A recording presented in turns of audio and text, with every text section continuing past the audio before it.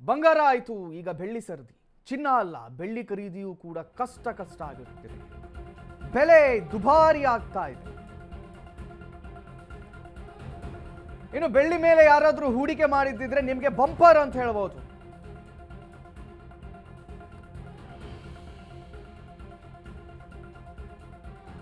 ಒಂದು ಕೆಜಿ ಬೆಳ್ಳಿ ಬೆಲೆ 2 ಲಕ್ಷದ ಸನಿಹದಲ್ಲಿದೆಯಂತೆ. ಅಬ್ಬಬ್ಬ, 1.92 ಲಕ್ಷ ರೂಪಾಯಿ ದಾಟಿದೆ ಅಂತೆ ಕೆಜಿ ಚಿನ್ನದ ಬೆಲೆ.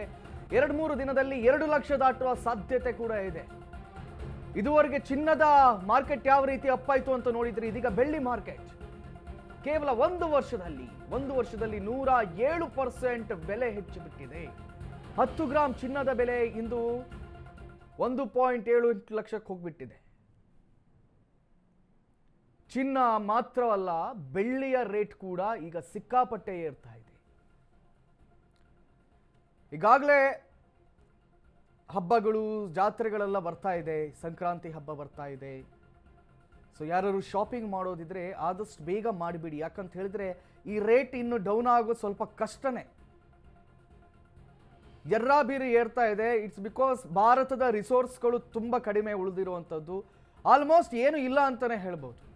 ಭಾರತದ ರಿಸೋರ್ಸ್ಗಳು ಕಡಿಮೆ ಇರೋದ್ರಿಂದ ಬೇರೆ ಬೇರೆ ದೇಶಗಳಿಂದ ತರಿಸ್ಕೊಳ್ಬೇಕಾಗ್ತಾ ಇದೆ. ಆದರೆ ಅಲ್ಲಿನ ರಿಸರ್ವ್ಗಳು ಕೂಡ ಕಡಿಮೆ ಆಗ್ತಾ ಇದೆ. ಹಾಗಾಗಿ ಚಿನ್ನ ಯಾವ ರೀತಿಯಲ್ಲಿ ಏರ್ತು ಅಂತ ನಿಮ್ಗೆಲ್ಲರಿಗೂ ಗೊತ್ತೇ ಇದೆ. ಅದೇ ರೀತಿಯಲ್ಲಿ ಇದೀಗ ಬೆಳ್ಳಿ ರೇಟ್ ಕೂಡ ಏರ್ತಾ ಇದೆ.